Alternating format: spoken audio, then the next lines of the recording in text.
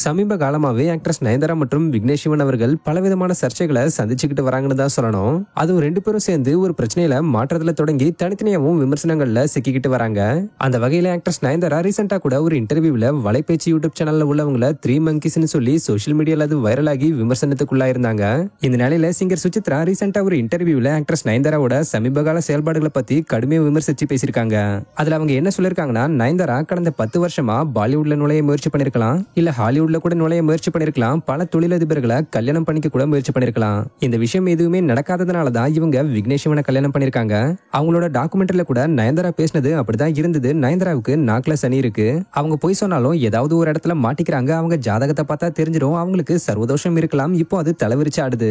சினிமாவுல 20 நிமிஷம் சிரிச்ச மாதிரி நடிக்க முடிஞ்சவங்களால ஒரு கல்யாண டாக்குமெண்ட்ரியில 1.5 மணி நேரம் இன்டர்வியூ கொடுக்க முடியுமா? அவங்களுக்கு சொந்தமா இருக்கிறவங்களுக்கு மட்டும் அவங்க லேடி ஹிட்லரா நடந்துக்கும்படியா மாத்தி மாத்தி வச்சுப்பாங்க. தனுஷ் கிட்ட என்ஓசி வாங்க விக்னேஷ் சிவன் 2 வாரமா அலைஞ்சுக்கிட்டு இருந்தாரு. அப்போ அவரால் முடியாதுன்னு தெரிஞ்சுதான் நான் தனுஷ் மேனேஜருக்கு கால் பண்ணேன்.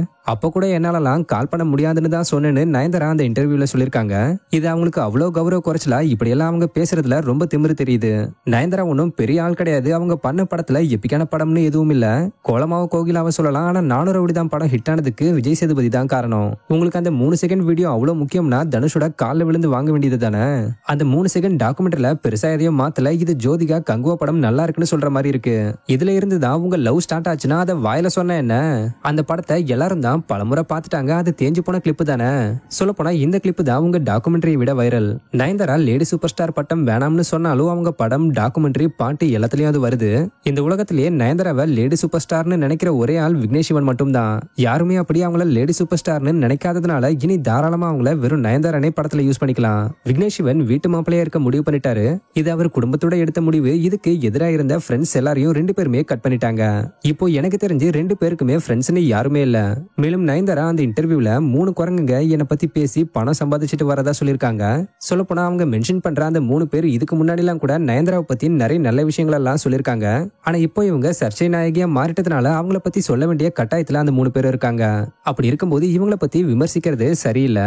ஆக்சுவலா அவங்க குரங்கு இல்ல, நயன்தாரா தான் சொகுசு போன போல இருக்காங்க. அது மட்டும் இல்லாம நயன்தாரா சில பேரோட நடிக்கும் போது மட்டும் தான் தன்னோட நடிப்பை அள்ளி அள்ளி தருவாங்க. இல்லன்னா கஞ்சத்தனம் தான். தனுஷ்காக ஃப்ரீயா டான்ஸ் ஆட ஓகே சொன்னாங்களே, அப்போ என்ன தனுஷ் ஏழையாவே இருந்தாரு? ஆக்சுவலா அந்த பாட்டுக்கு யாரு டான்ஸ் ஆடி இருந்தாலும் ஹிட் ஆயிருக்கும். நயன்தாரா அவங்க சொல்ற மாதிரி ரொம்ப சாஃப்டான ஆள்லாம் இல்ல. அது பல இடத்துல வெளியே வந்திருக்கு. அவங்க வாயை கொடுத்து வாங்கி கட்டிக்கிறாங்க. தனுஷ் எப்படி ஒரு தனி ராஜ்யம் நடத்துறாருன்னு நயன்தாரா சொன்னாங்களோ அதே மாதிரி தான் நயன்தாராவும் ஒரு தனி ராஜ்யம் நடத்திக்கிட்டு இருக்காங்க. இதுல நிறைய பேர் அவங்க அடிமை மாதிரி தான் நடத்திக்கிட்டு வராங்க. இதுதான் அவங்களோட மெச்சூரிட்டி லெவல்னு சிங்கர் சுசித்ரா ஆக்ட்ரஸ் நயன்தாராவை பத்தி பேசியிருக்காங்க. சோ இதை பத்தி நீங்க என்ன நினைக்கிறீங்கன்றத கமெண்ட்ல சொல்லுங்க. இது மாதிரியான அப்டேட்ஸ்க்கு மறக்காம நம்மளோட சேனலை சப்ஸ்கிரைப் பண்ணிக்கங்க. தேங்க்யூ.